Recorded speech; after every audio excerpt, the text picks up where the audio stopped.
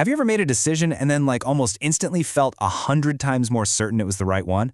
It's a weird feeling, right? Well, there's this powerful, almost invisible force at work in our minds that pushes us to stick with our choices, sometimes even when they totally stop making sense. It's a psychological principle so potent, some have called it a hobgoblin of the mind. So let's dive in and see what that really truly means. I mean, it's a genuinely strange feature of our psychology, isn't it? Why would our confidence in, say, a horse, a car, or even a life partner suddenly surge the moment after we've committed? The actual odds, they haven't changed. So what has? Okay, so to get to the bottom of this, a couple of Canadian psychologists went to the racetrack. But here's the thing, they didn't study the horses, they studied the people betting on them. And what they found, well, it reveals a fundamental trigger for human behavior that's just fascinating. All right, here's what the study uncovered. Just 30 seconds before placing a bet, people were kind of tentative, a little uncertain. But 30 seconds after, totally different story. They became way more optimistic, way more self-assured about their horse's chances of winning. So the crucial point here is that nothing about the horse, the track, or the race changed in that 1 minute. Absolutely nothing. The only thing that changed was the bettor's mind. You see, by making that commitment, by placing the bet, they flipped a switch. They activated this internal pressure to make their beliefs line up with their actions.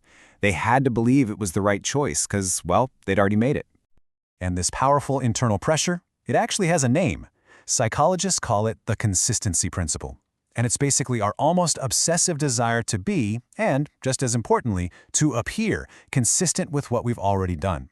It's this quiet little drive that directs our actions every single day. Yeah, and this isn't just some quirky little habit, you know? It's a major tool of social influence. The moment we take a stand, even a tiny one, we start to feel these immense internal and external pressures to behave consistently with that commitment. We feel this deep need to justify our decisions. And that, my friends, is where things get really interesting. And this isn't a new idea. Leonardo da Vinci understood this 500 years ago. It really does illustrate the point perfectly. Once that initial commitment is made, the consistency principle just kicks right in. And the pressure to follow through, man, it grows exponentially. The trap has been set. So why is this drive so powerful? Why are we wired this way? Well, there are a few big reasons. First, consistency is seen as a sign of strength, of honesty. Nobody wants to be seen as flaky or two-faced, right? Second, it's a really useful mental shortcut. I mean, in a complex world, instead of reevaluating every single decision, we just hit play on our consistency tape and do what we did before. Easy. And third, it protects us. It builds this kind of fortress against troubling thoughts. If we've already committed, we don't have to waste energy thinking about all the reasons we might be wrong.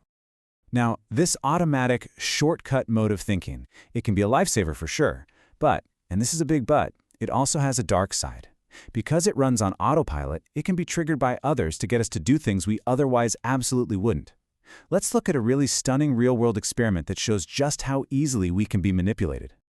And just look at the huge difference a single sentence can make. So in this experiment, a researcher puts a towel down on a beach, leaves a radio, and walks away. Then a thief comes and grabs it. Now, normally, only 4 out of 20 people did anything. That's just 20%. But in the second scenario, the researcher first asked a tiny favor. Could you please watch my things? That's it. That's all they said. And with that one small commitment, 19 out of 20 people, a staggering 95%, became virtual vigilantes, chasing the thief down to stop them. Incredible. And believe me, that powerful drive to honor even a tiny commitment isn't just theoretical. It's actively used to influence our behavior, especially when it comes to spending our money. In fact, some large toy companies have developed an almost foolproof plan based on this very principle. Okay, here's how it works. It starts in November. They flood the airwaves with ads for some must-have toy. The kids beg, and the parents, well, they promise. And that promise is the key. That's the commitment. But then, the company deliberately undersupplies the stores. Parents can't find it anywhere, so they're forced to buy other toys instead. But wait, come January, the ads start right back up. The kids, of course, say, "But you promised."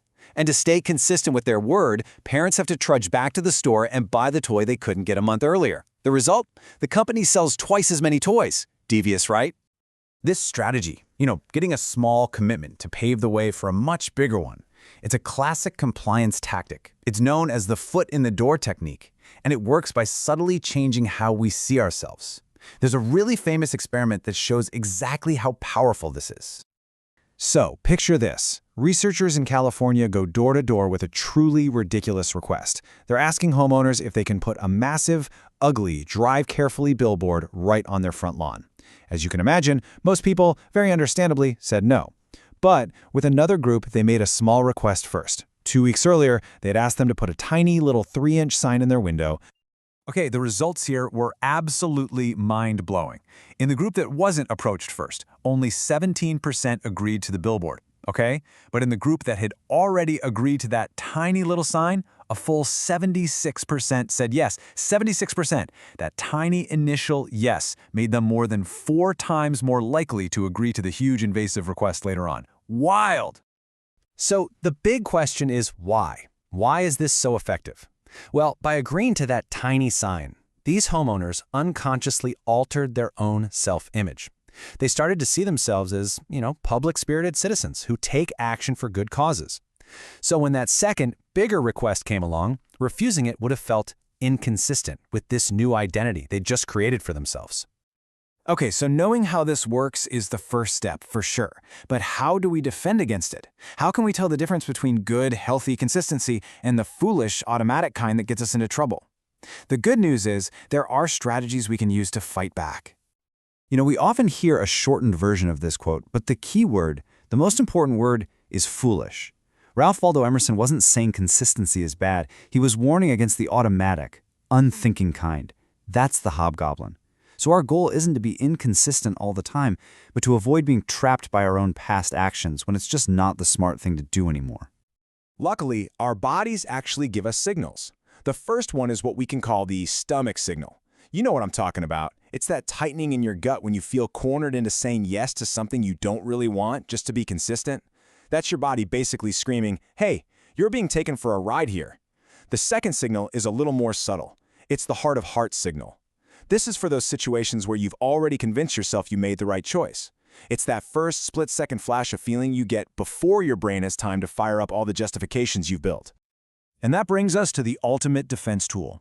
When you feel trapped by a past decision, just ask yourself this one simple but really powerful question. The key is to listen for that first flash of feeling, that signal from your heart of hearts. It bypasses all the rationalizations, all the stories you've told yourself, and it gives you the honest answer. It's the mental trick that can free you from those hobgoblins of your own mind.